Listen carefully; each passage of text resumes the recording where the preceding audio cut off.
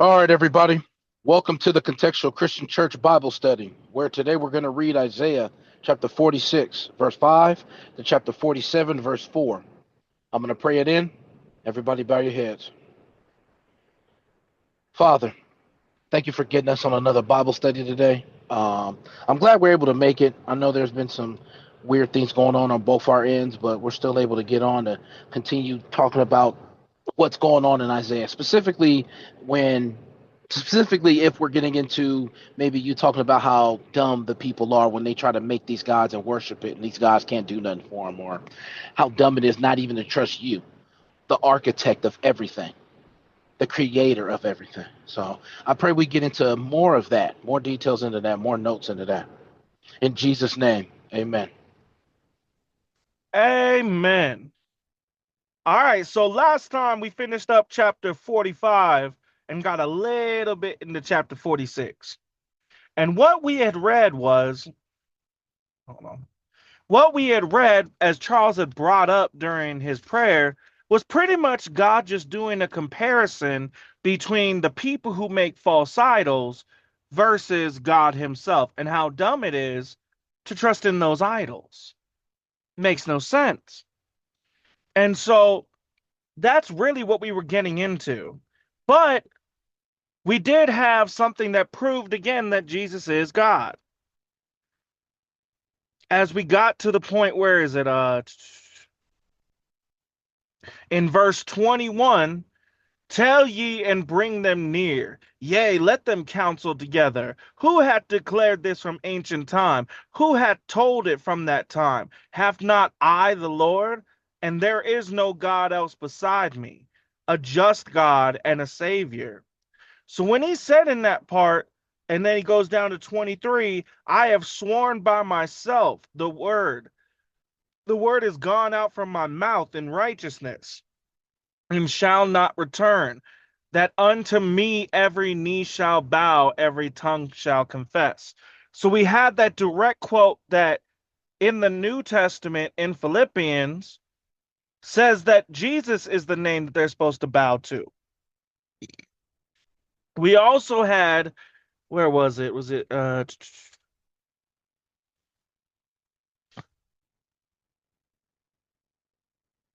no, that was from the one before that. But anyways, again, we had a direct quote for this. So now we had even more confirmation about Jesus being God in the flesh. Then we got into chapter 46, and we continued the same trend, but we may not be talking about the same thing. We'll find out as we go through today. In chapter 46, verses 1 through 4, we had where there was a comparison done between the gods of Babylon versus the God of Israel, and how to the gods of Babylon, first and foremost, it's like the children of Israel are a burden, they're a load that they have to carry. And secondly, that they're unable to carry it. So it's showing a lack of care and a mindset of I can't even deal with this no more. Versus in the comparison for 3 and 4, where we had God explaining about his care and consideration for the children of Israel, comparing it to a mother protecting her child in the womb for those mothers that are loving. And so that was the comparison we had all the way through to verse 4. And so now I'll go ahead and switch it to our first section so our first reader can read.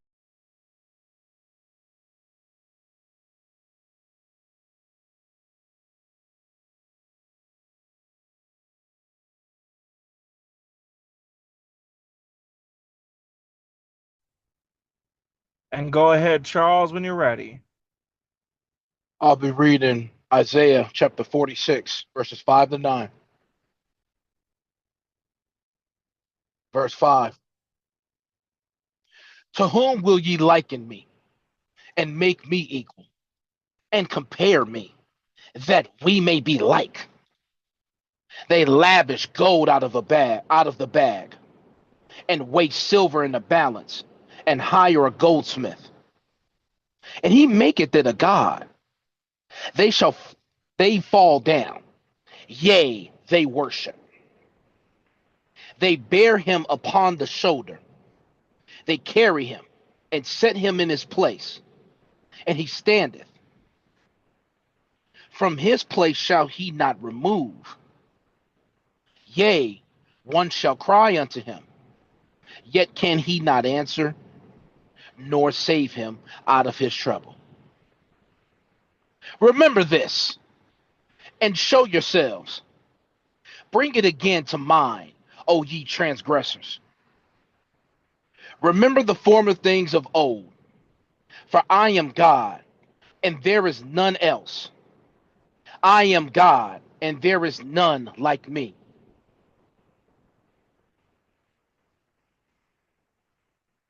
Starting off, not really connected because we're getting into another point, even though it sounds like a point we've already talked about before, but he's getting into it in a different way. Let me say that.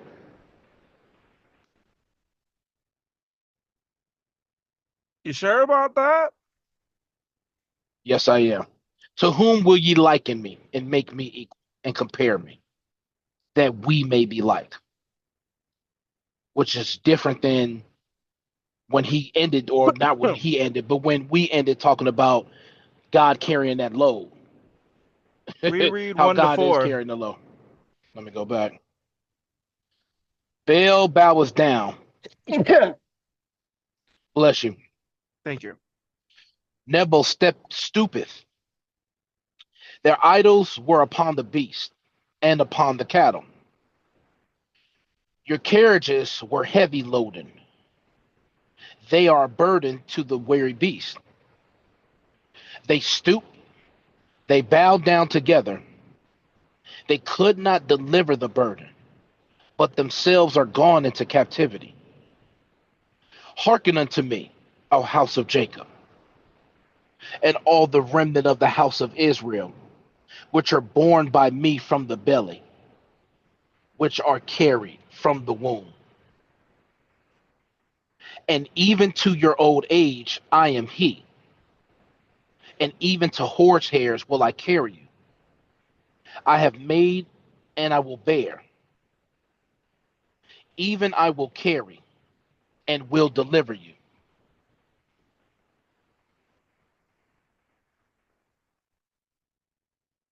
All right, what do you say now?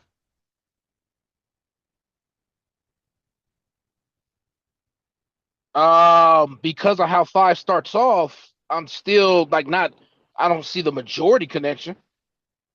Minority, yeah, but I don't see the majority for me to put it connected with the last section,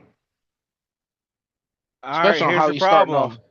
Is 5 the only part of that section? Is 5 the not part left? Is 4 the only verse in that section, or 3 the only verse in that section? Well, for that section, it's just 1 to 4 for that section when we ended off. Mm-hmm.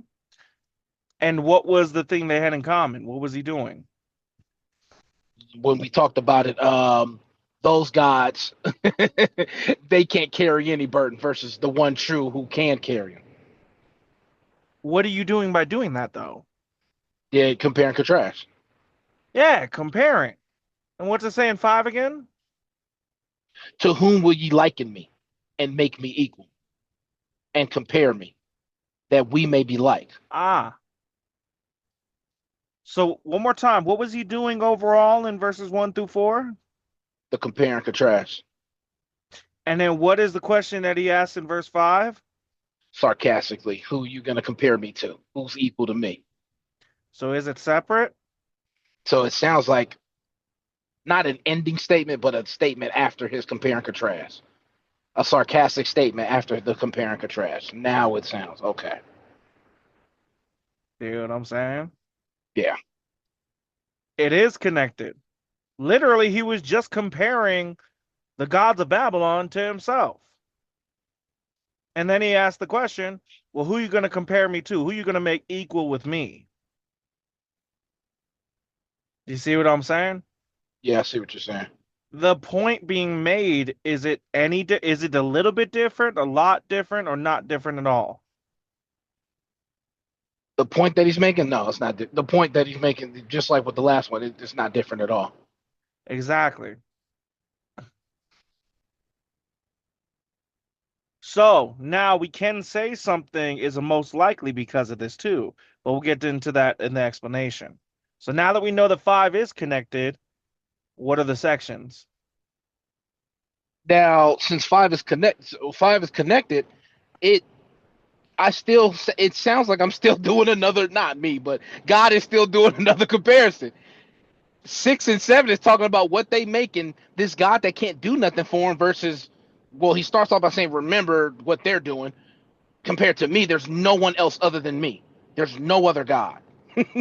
They make gods. You can't make me. There's nothing else.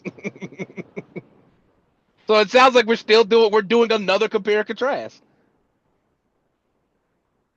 which means But it are we sounds doing like the same all of compare and contrast? the same. Well, overall, yeah, it is the same because there's no other God compared to these people that Overall, make God. yes, but Yes, directly though, is it? directly, no, because the last one was about burden. Exactly. So when we were comparing between the two gods in 1 through 5 or 1 through 4 was about the burden and about the care and consideration for the people from these false gods compared to the real God. Then we get into 6 and we're bringing up the lavish gold, the way silver. What is he bringing up by using those words lavish and way in that context?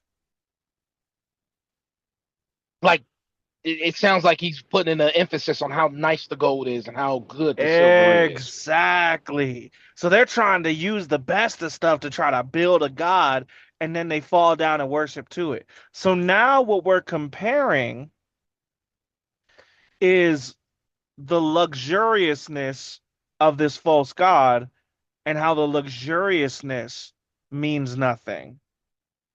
So we are comparing still, but we're making a different comparison now. So is 6 connected to 5? Yeah. Yeah, I But had is it. 6 directly connected to 5? Not Di- really. 5 is kind of a standalone verse when it comes to sections because you could connect that to 1 through 4 or you could connect it to 6 through 7. Either way it could connect to it. But the comparison that's being made in 6 and 7 is a different comparison than was made in 1 through 4. Do you see what I'm saying? yeah. So when we say whether or not it's connected to the last section, yeah. What's the importance of knowing if it's connected to the last section? Well, we're seeing about if the subject is continuing. That's the point of seeing the connection, not necessarily for building sections. Do you see what I'm saying? It's for Repeat that last part understand. one more time. Okay, so the goal and reason of finding out if the current first verse is connected to the last section is not for building a section as much as for keeping a focus on what we need to have in mind, what we're Yeah, okay, reading yeah, about, what we're going. That's the point of it. that makes sense. Yes. So when we would read it now when we're doing sections, would you put 6 and 7 with 5? Now that we're going through it, no, not really.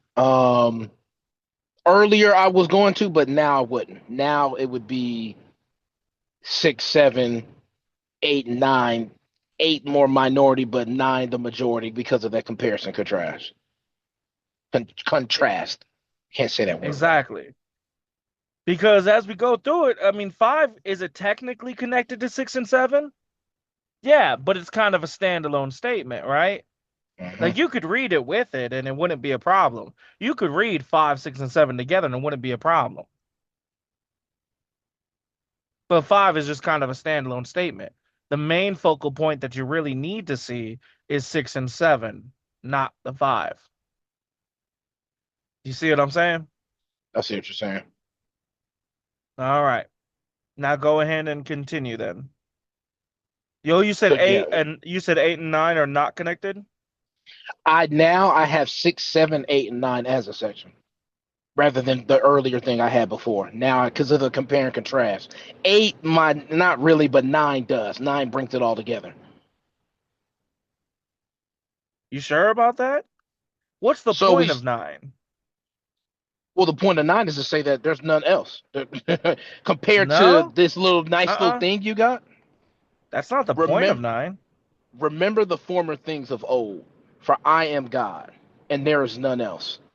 I am God, and there is none like me. Yeah, so is the point saying there is none like me? What's the main point of that statement? I thought the main point was because of how 6 and 7 go. I'll use a different example. You're talking to a girl, you dated for years, you break up with her, and she goes and tells you, "Remember where we started and where we are and all that I've done for you. You'll never find a woman like me. Remember." So, is the focus in that statement that there's not going to be any like her? Or is the focus in that statement that remember this, never forget what you lost? Never forget what you lost. That's the most important. That's the important focal point. Exactly. The other part is the reasoning behind it, but it's not the main focus. You see what I'm saying? Mhm. So in verse 9, remember the former things of old, because I am God, and there is none else. I am God, and there is none like me. So is the fact that he is God the main point that's being said there? Or is it the No, remember part? the remembers the main focus. Exactly. Everything after that, though there is more words in it, it's less value in the words in the focal point. So then we look at 8. Remember this and show yourselves men. Bring it again to mind, O ye transgressors. Remember the former things of old, for I am God. So are they really separate? 8 and 9 doesn't sound separate. Exactly. But are they connected to 6 and 7 then?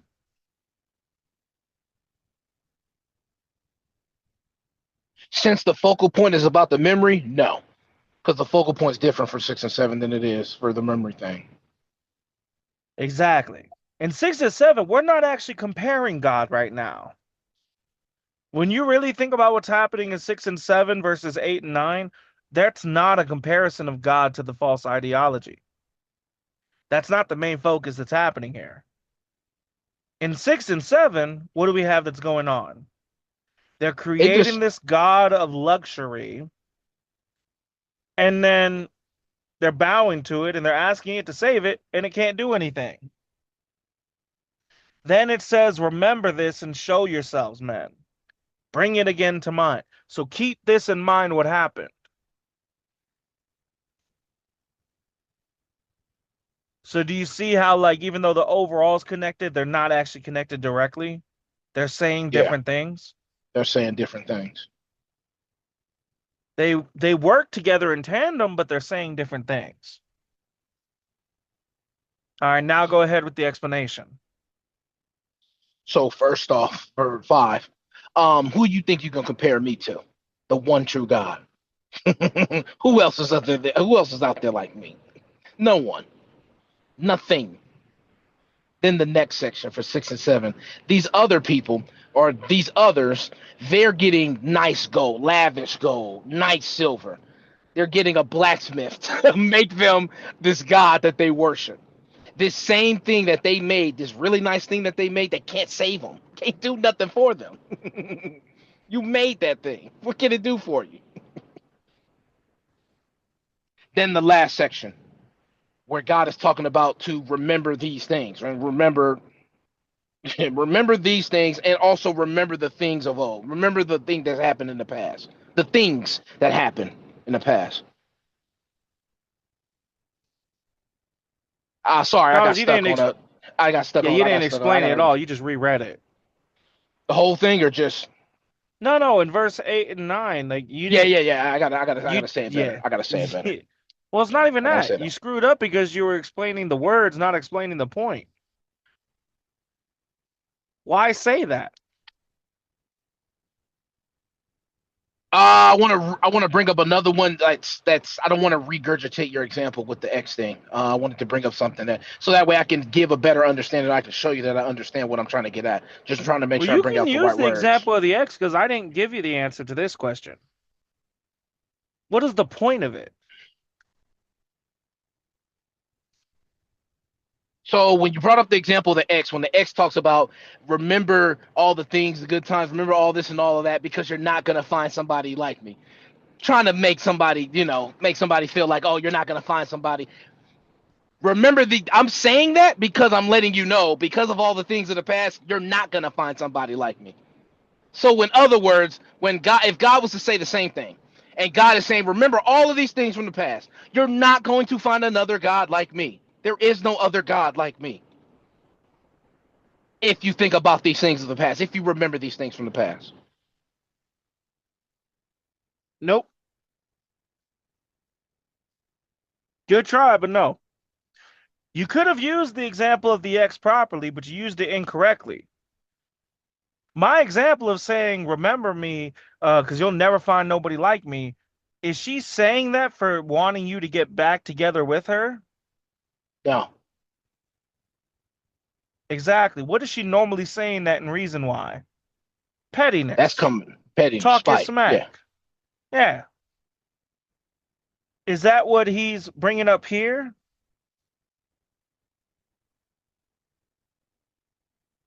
it it doesn't. It's so when God is doing it here, it doesn't sound like it's out of pettiness, out of spite, out of that. So you couldn't use the example as word for word. You could have used the example of an X and it would have worked perfectly fine, but the way you used the example Oh, was incorrect. because it was used an example of spite, of pettiness, and that's not the point of God doing this. Yeah. If you're gonna, I was Got it. using it as an example to say when somebody says remember this, they're like, I want you to remember me. I want you to keep me in mind.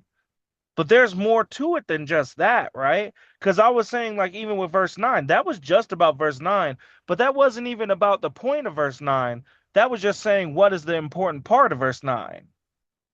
That wasn't saying what verse 9 is meaning.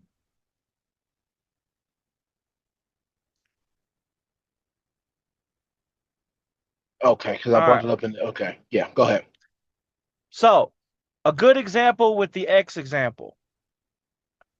We have to add a few parts for it to match the same scenario. Because what you just compared were apples and oranges. You weren't comparing it the same way. Couple things that were left out of it. Remember this, not these things. You added these things. Remember this. What is the this part? The this part would be so. Wouldn't the this be the former things of old? Remember the former things of old, What? No, that's verse 9. right? What's in verse 8? Remember this and show yourselves, men. Bring it again to mind, O ye transgressors. So when I said these things, that's what I thought originally was them making the false idol in 6 and 7.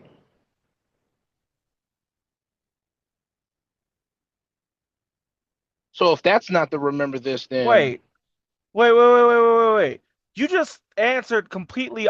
Okay, that is not what you said in the first time. That's not even what you portrayed at all. You said, I said remember these these things. former things. Yeah, these things. And then you said, but then just now you said these former things are old. That's why I was saying it's connected to 9. You're So connecting okay, 8 and 9. That's your problem. And you're making the answer incorrect because you're molding them together as one rather than explaining the point of them each. because the reason why I answered with remember the former things of old is because the things that I said earlier were wrong. You said that that was wrong. And I was right about that. But the problem is you're jumping to 9 and you're leaving out 8. My question it was, what is the remember this? What is the this talking about? And you said the former things of old. That's not what the this is. That's from verse 9. The Right. question was about verse 8. And then just now you bring up the making of the idols. That's the this, yes. But it's not just the making of the idols. What's the last thing he said? How the idols didn't save them. They didn't do anything for them. There you go. So I didn't add that when I said these things, I didn't specify that. That's my fault because I thought that was the remember this. So that's my fault for not specifying that when I said these things. Well, the problem is we have a phrase in verse 9, the former things of old. When you say these things as your answer, and we have the terminology, the former things of old, it sounds like you're talking about that. Do you Yeah, see I what I'm get it. saying? Yeah, that's why I just said because I Yeah. said those things, I didn't specify. I get it. Yeah.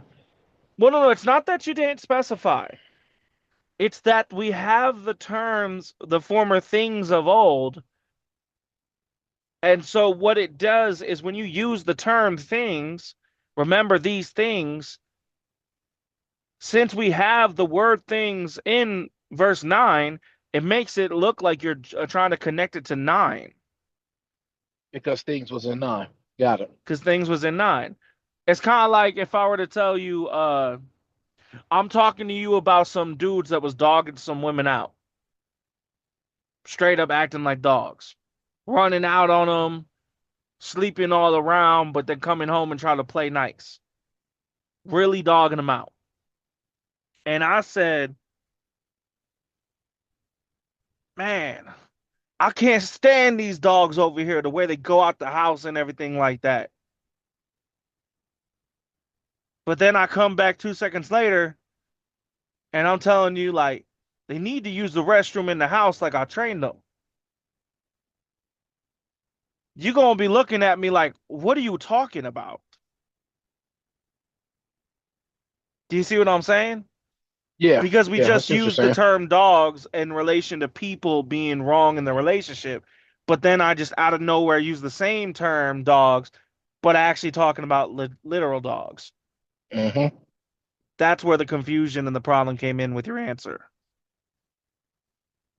All right.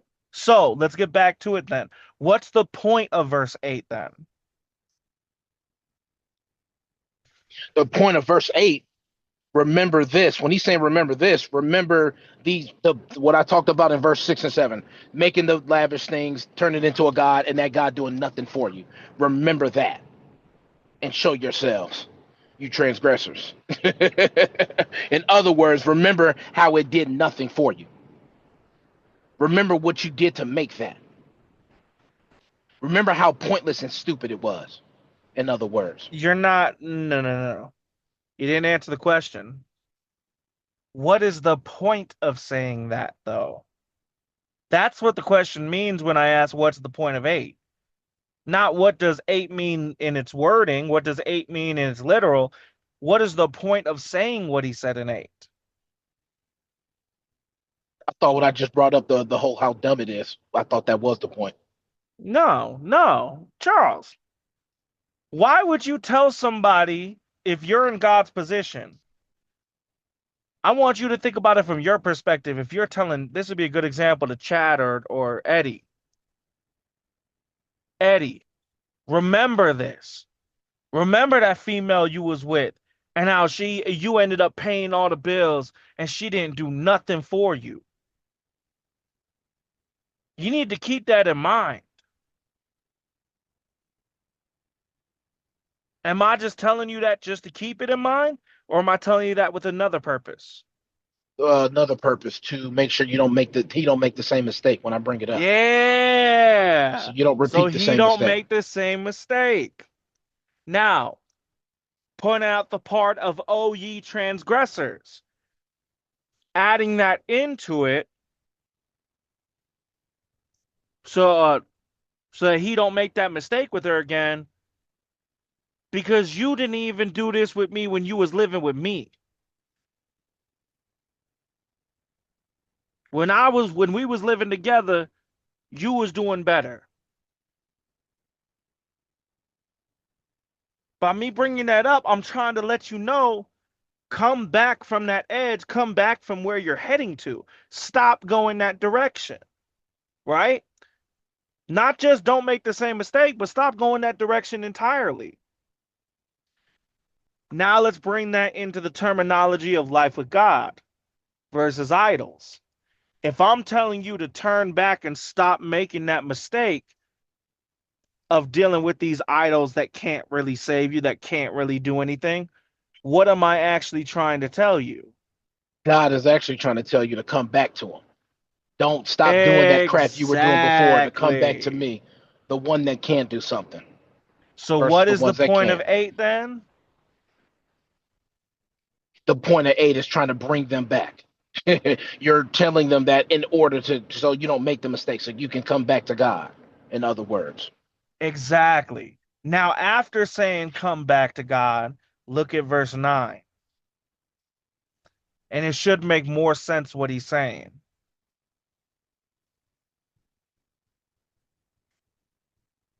So with what I just brought, or what you just helped me with verse 8, when you're going to verse 9, remember the former things of old. For I am God, and there is none else. I am God, there is none else like me. Wasn't that just what I brought up with 8? How I'm telling you this so you don't make the same mistake, so you come back to the one true God, the one who Yeah, can help you, the but I'm one who backing can it do up with things. exactly. Remember what that's like if dealing with the ex conversation, if after telling her that like this new dudes you've been messing with, they don't take care of you, they own nothing. And then I start going in telling her, "Do you remember how good you had it when you were with me? How I took care of you, how you were this, how you were that?" Now, why would I be telling my ex that? As a reminder of what I did compared to who I was and what I was doing for you compared to that other person. Same with like Exactly. what God is doing, how God is letting it be known that y'all did all this and that person can't do nothing for you. That God can't do nothing for you.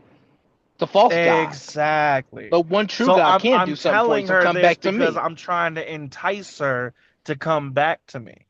Hmm. That's why you got to be cautious when you talking to somebody, not making things sound so good and focusing on what you could do for them if you're just trying to give them advice, because it'll give the impression that you're trying to win them away. Do you see what I'm saying? Yeah, I see what you're saying. So, good. So that's verses 5 to 9. Any comments or questions as we go to the second section? Now would be the time to raise your hands.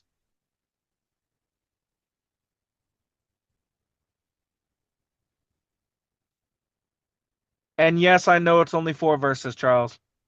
Yours is going to be the last one's only going to be 4 verses too. That's why I did this. Got it. All right. So Isaiah chapter 46, verse 10 to 13. I'll give everybody a second. All right. Verse 10. Declaring the end from the beginning and from ancient times the things that are not yet done, saying, my counsel shall stand, and I will do all my pleasure, calling a ravenous bird from the east, the man that executeth my counsel from a far country. Yea, I have spoken it. I will also bring it to pass. I have purposed it. I will also do it. Hearken unto me, ye stout-hearted, that are far from righteousness. I bring near my righteousness. It shall not be far off, and my salvation shall not tarry.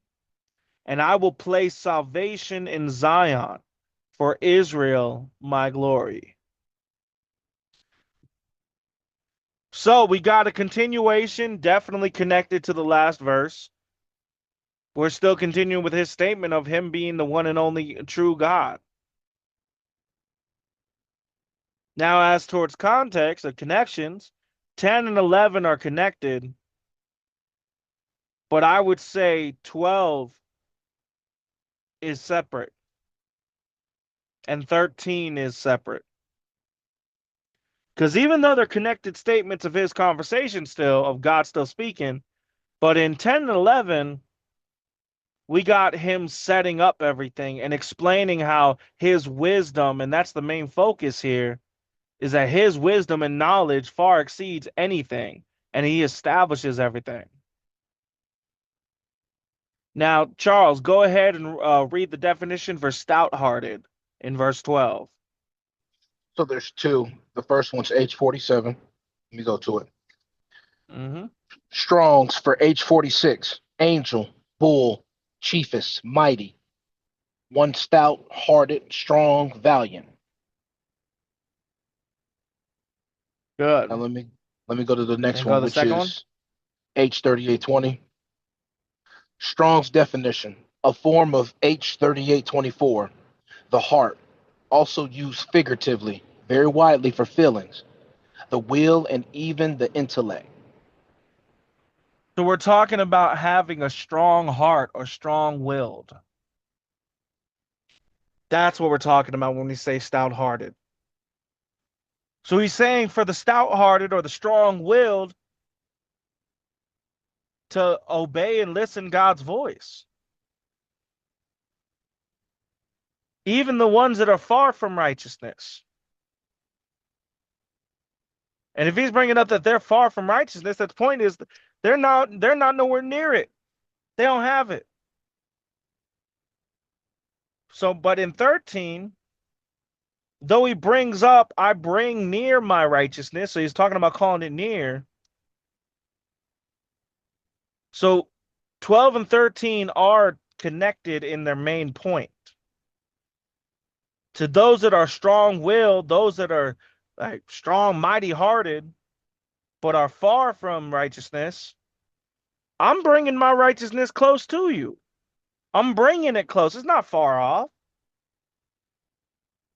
So I got to take back what I said about 12 and 13. So the context connections are 10, 11 for one section and 12, 13 for a second section. Does that make sense, Charles? Can you hear me? Yeah. Yeah, that makes sense. All right. Now, verse 10. So verse 10 and 11 are saying the same thing, but verse 10, I'll go into it. It's all about how God's counsel and his knowledge is so above everybody else and everything else. Bringing up as an example that from ancient times, he said things that still haven't happened yet, but are definitely going to happen. And then in verse 11, he brings up a ravenous bird from the east. We're talking about something that, well, ravenous means it's devouring, it's taken, and it's coming from the east from a far country. Well, that could go one of two ways. But most likely, based on the time and the context of the way it's being said, he's relating that to the king of Persia or the Persian kingdom, the Medi-Persia kingdom. But then we get into 12 and 13, and he's talking about those who are strong-willed, those who have a mighty heart, but are still far from righteousness. That he's making it so easy and simple.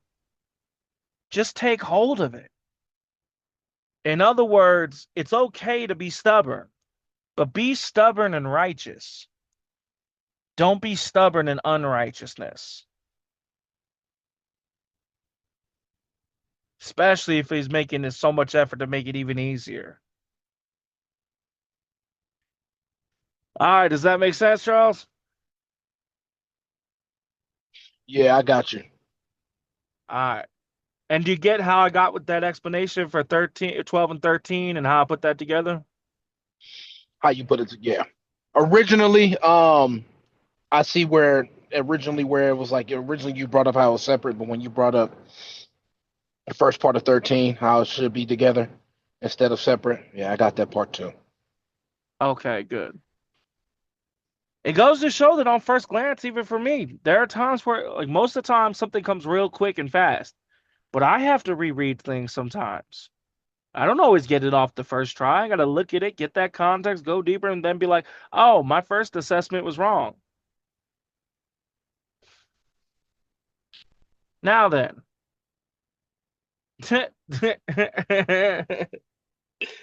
Charles, yet another time where I admit to being wrong and nobody had to tell me. Because that's what we as Christians do. Now back to this. Any comments or questions as we go to the final section? Now would be the time to raise your hands.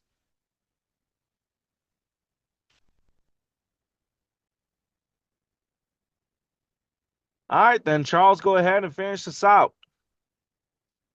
All right, I'll be reading Isaiah chapter 47, verses 1 to 4. Verse 1. Come down and sit in the dust, O virgin daughter of Babylon. Sit on the ground. There is no throne, O daughter of Chaldeans, but thou shalt no more be called tender and delicate. Take the millstones and grind meal. Uncover thy locks. Make bare the legs. Uncover the thigh. Pass over the rivers. Thy nakedness shall be uncovered. Yea, thy shame shall be seen. I will take vengeance, and I will not meet thee as a man. As for our Redeemer, the Lord of hosts is his name, the Holy One of Israel. So, because of how it is, I don't have it connected to the last section starting off. Good. But it's the way I read it makes me want to connect 1, 2, and 3. Let me reread. Because the way I read it, I was like, that kind of all goes together. Well, And it then 4 is in being a certain separate. sense. It is overall. I'll tell Yeah, you that. It is it overall is over. connected. Yeah, overall, yeah, but like in the details, it's not. Exactly. Because 1 is separate from 2, and well, no, 2 and 3 would be because then you're uncovering the locks, making bare the leg, uncovering the thigh, and then the nakedness. So 2 and 3 would be because of the details connected. But 1 is set. 1 would be a section. 2 and 3 would be a section, and then 4 would be a section.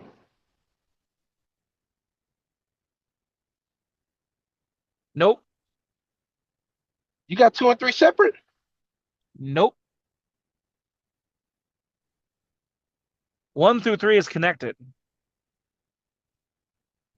What does a You virgin got 1 through 3. represent? Okay. What does a virgin Innocence. represent? Innocence. Yeah. What does the nakedness do?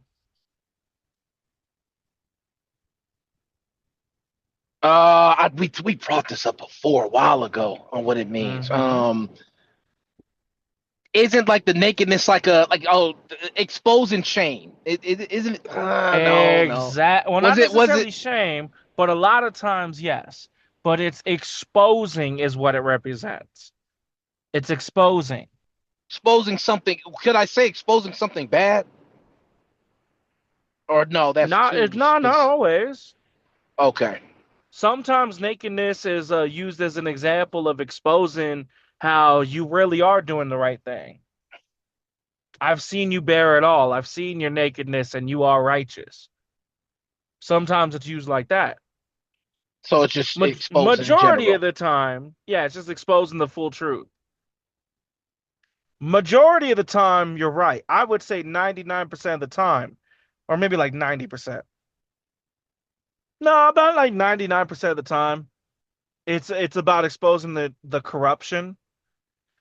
But there are those certain cases where it does get used for exposing the full truth and not in relation to corruption. So just exposing the full truth is what I would say. Okay.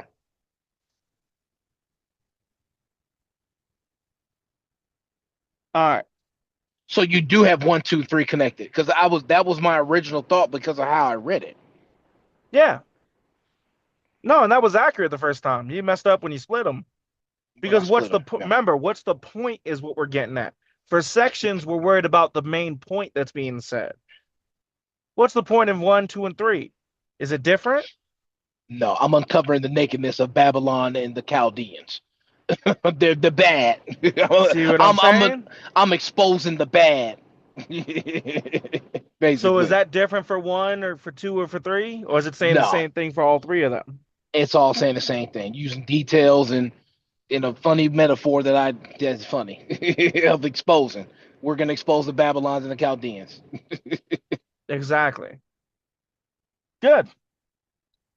So now go ahead with the explanation then. So it's funny how he's calling them out with this expulsion, like talking about you were a virgin, daughter of Babylon. You were innocent. You were innocent. Go ahead and Hold sit. on. Hold on. Did he say you were a virgin, daughter of Babylon? He said, "O virgin, daughter of Babylon." Is that the first thing he said? No, come down and sit in the dust. Yeah. What does dust do, Charles? Which makes you dirty. Yes. So come down and sit in the dust, O virgin Babylon. So is he calling them innocent? So he's not calling them innocent when he uses the term "O virgin, daughter of Babylon." Charles, what's the first thing he said? To sit down on the dust. Sit To in the sit down dust. in the dust. Yeah. So when he calls him virgin of Babylon, what is he doing there? Would Well, you they tell don't a sound like virgin to sit in the dust? no, no, no. You can tell anybody to sit in the dust. Somebody you don't like, somebody you don't respect. Yeah, somebody you think is spiritually, mentally, or respect wise a dirty person. Why don't you go to the dust where you belong? In other words, does that make sense? So yeah, yeah, it makes sense. So you're talking about telling this group that you don't like, you don't respect, to sit on the ground, sit on the dirt. In other words, Yeah. So if I were to say, "Oh, you're virgin," not so in it. So you're not so am I really calling them a virgin? you're really just being funny and sarcastic in that moment then, There because you that's not what go. because Yeah. you're being funny and sarcastic because they're not. Why else would they be sitting on the ground otherwise? So it's a funny sarcastic way of calling them out and telling them to sit on Exactly. this ground. Exactly.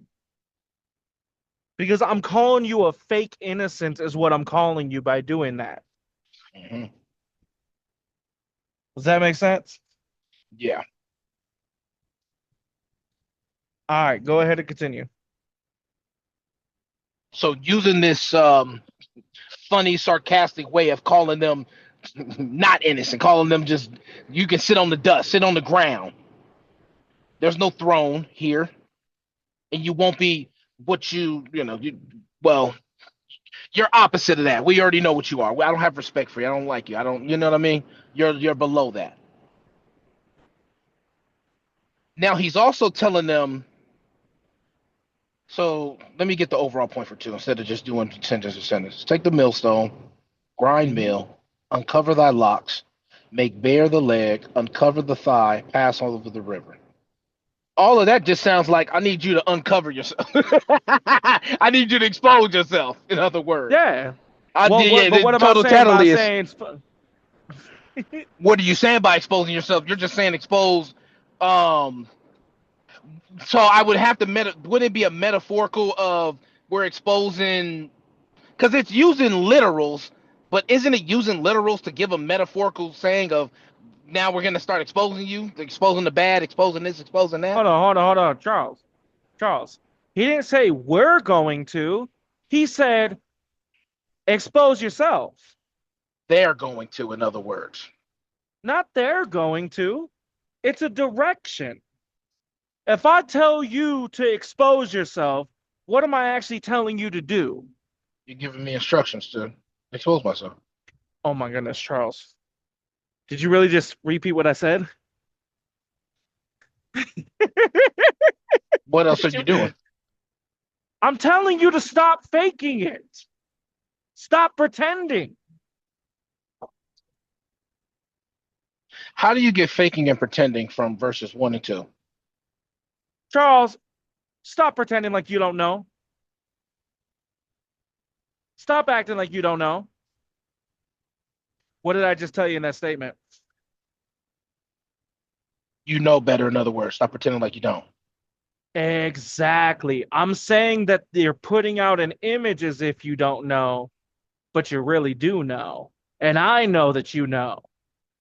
So I'm saying you're faking it. See I'm what I'm still saying? trying to see. I hear what you're saying, but how did you get that from 1, 2, and 3? All right.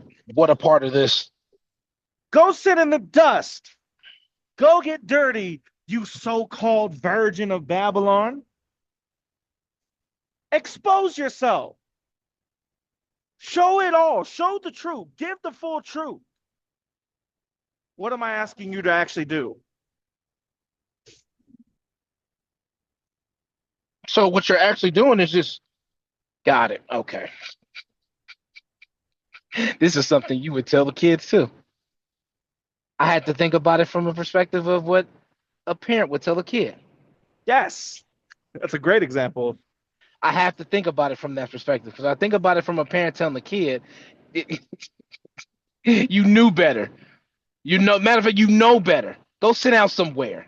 In other words, I said that not even just to a kid. I did this to Thomas. I told him stop playing dumb yeah, because when I would catch him slipping in his denial, where he refused to accept the facts, but then he would try to pretend like I didn't spit a fact. So I literally did that with him. It's not just with kids. I get it. It can be with adults. It's just for me to understand it better and more clear. I had to think Oh, about yeah, the yeah. parent and the kid. You knew better. Go sit down somewhere. You knew better. You know Yeah, better, actually. Go sit down on the ground over there. exactly. That's the whole Got point it. of it.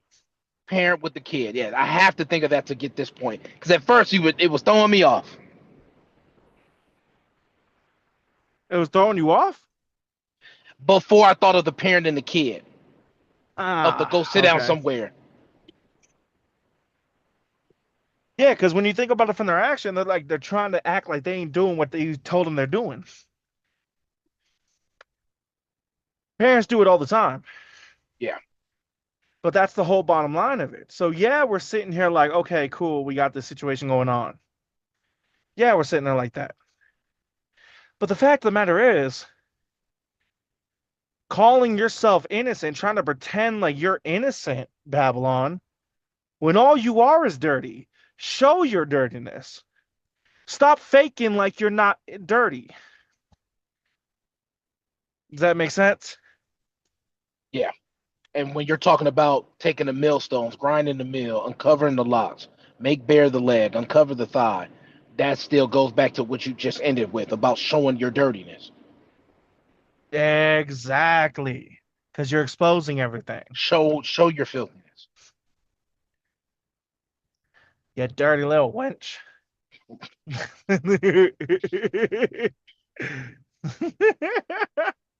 It's messed Then up, man.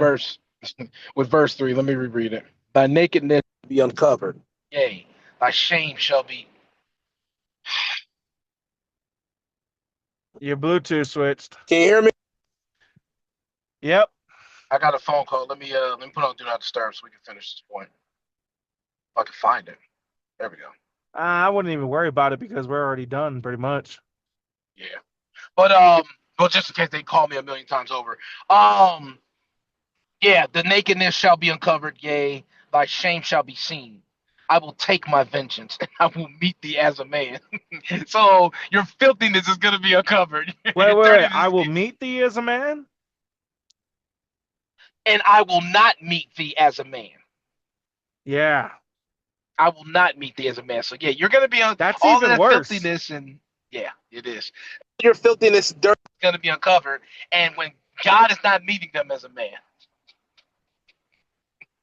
when He meets them, that is worse because you don't know what's coming. Huh? It won't matter anyway.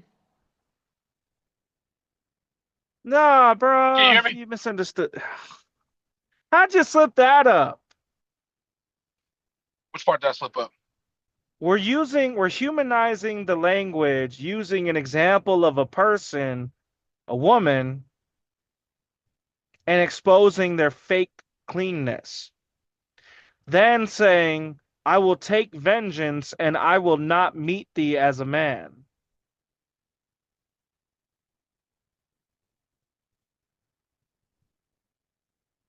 I'm still listening. Oh, look, basically, long story short, I'm looking at you as you're not even human. I'm not going to meet you as if you're even a human being. Less than. Less You're than talking about, human. in other words, less than human. See what I'm saying? Yeah, now I do. Less than. Do you understand my reaction to what you said? I was like, where the heck Yeah, did you get yeah, that? Like, yeah, that was out of left field. That made no sense with the context. yeah. All right, but anyways, go ahead and finish this out with 4. Last one's funny. As for our Redeemer, the Lord of hosts is His name, the Holy One of Israel. Just a Jesus. Jesus is the Redeemer. I wish we got more into that, but it's just, they're just talking about Jesus. Exactly. Exactly. Very straightforward. All right, now, any comments or questions as we go to close it out with the prayer? Now would be the time to raise your hands.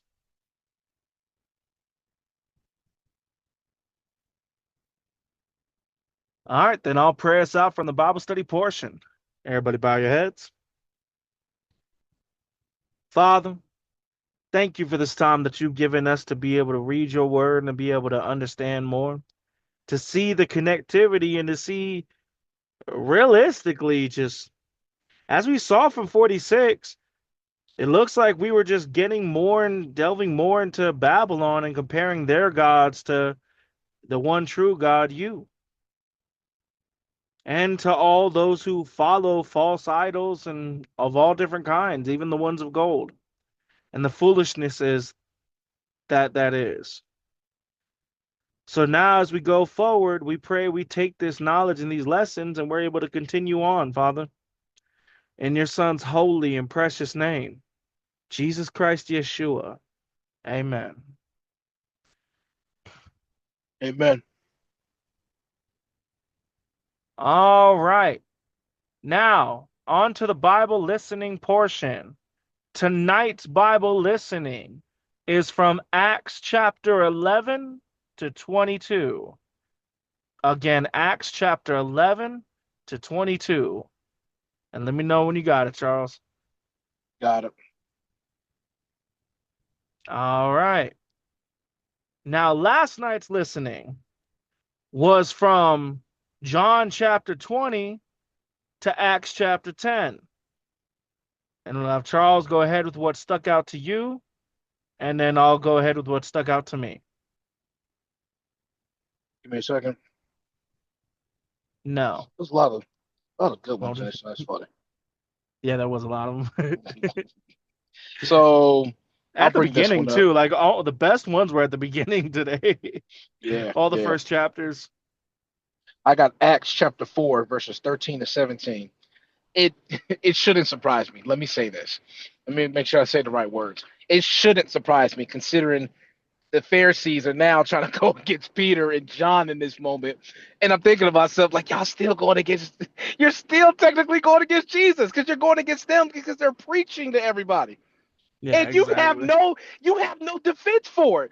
It was funny the way it labeled it, how they were like, we can't say or do nothing for it. But maybe we should get them killed. We can't do any.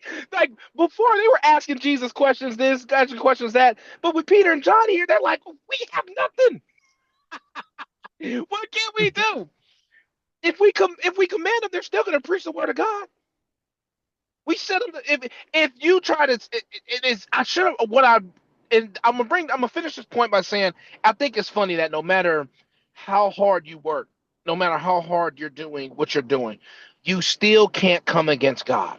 It doesn't matter what you say. It doesn't matter what you do. You will still fall short. When God wants something accomplished, it's gonna happen regardless. Nothing's changing anything. And the people that Yeah. do go against God, I don't think that it doesn't register in your head that, hey, it doesn't matter what we do. It doesn't matter what we might as well give up at this point. Because if we come after this particular group, then another group pops up. Now we have to come after that group. Then another one pops up. Then another one pops up. You can't stop it. Yeah. And the reason why I started off by saying it shouldn't surprise me is because these are the same people that went against Jesus and had him crucified. Of course of course you're going to go against Peter. Of course you're going to go against John. Of course you're going to try to get them killed too.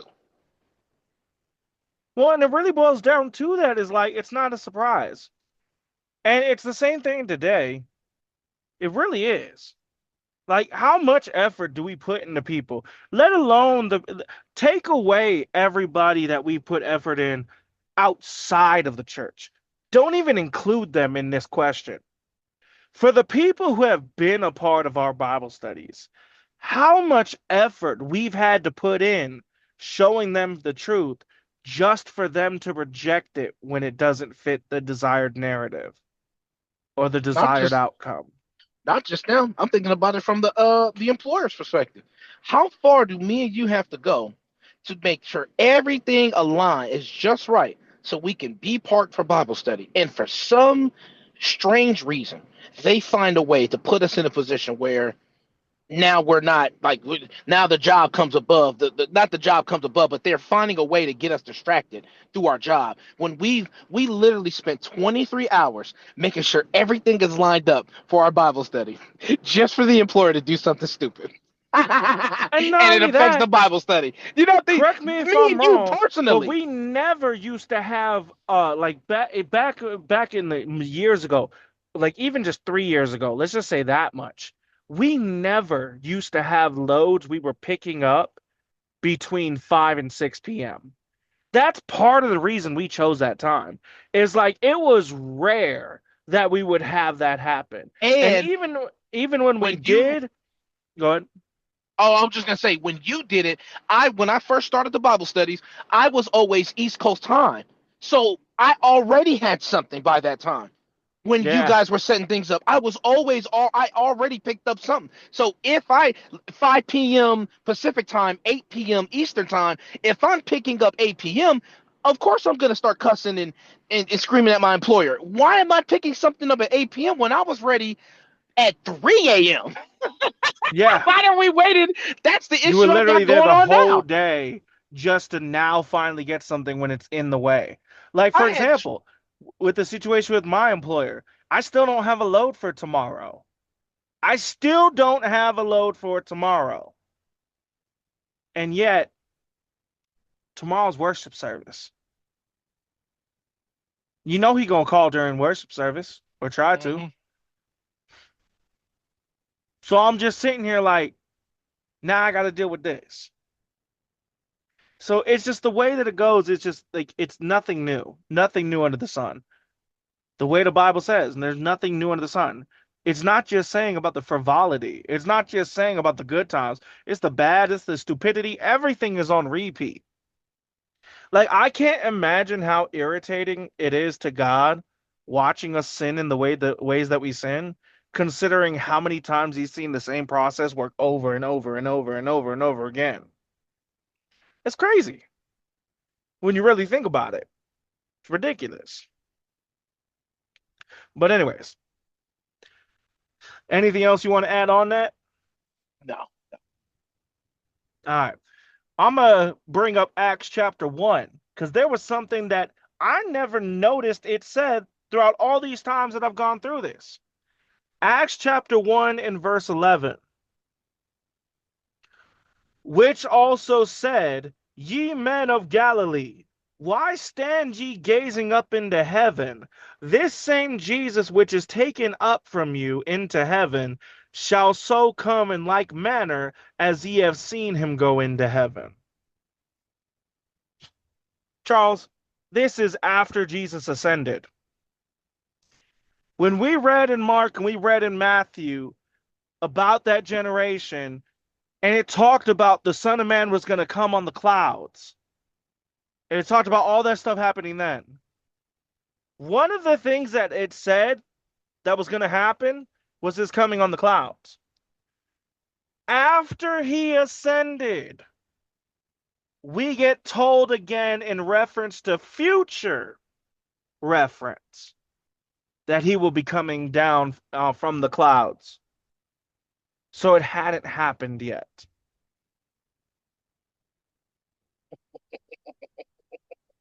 And people still can't get the comprehension to realize that those verses were talking about the end times.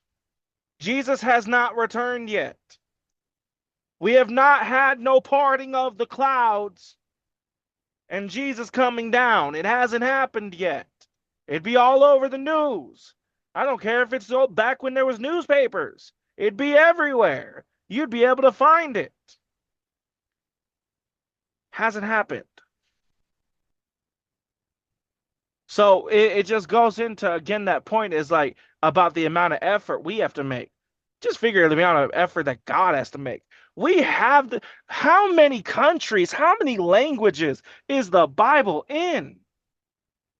And Remember we what I still brought got up this about going on? remember what I brought up on the last listening? I didn't even know Asia was in it until the listening. You So see what I'm saying? they wasn't just in Jerusalem.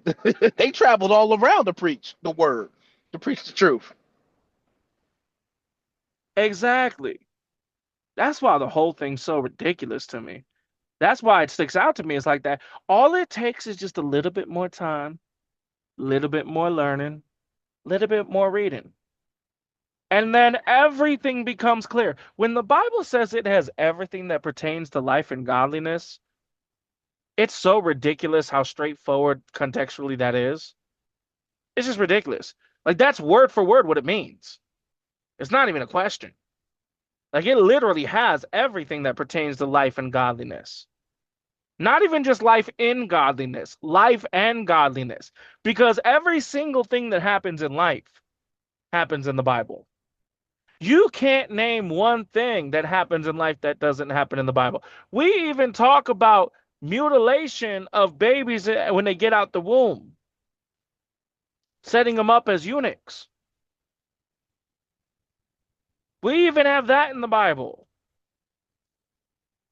So it's like everything, even just kidding as a joke is in the Bible. Like everything. So it really just boils down to it. It's like it's ridiculous. And it's not even a question on whether or not it's true or not. It's not even a question on what the point of view of it is and whether or not we should follow it. It's like literally, if you follow the tenets of the Bible, you will have an amazing life, an absolutely amazing life, and you will have salvation afterwards. And then on another note, and I've said this before, and this is the last thing I'm gonna say before I close it out, unless there's something else you want to add. It goes back to something I've said from the very beginning. If people put the same level, not more, the same level of effort into doing things the godly way as they put into doing things the wicked ways,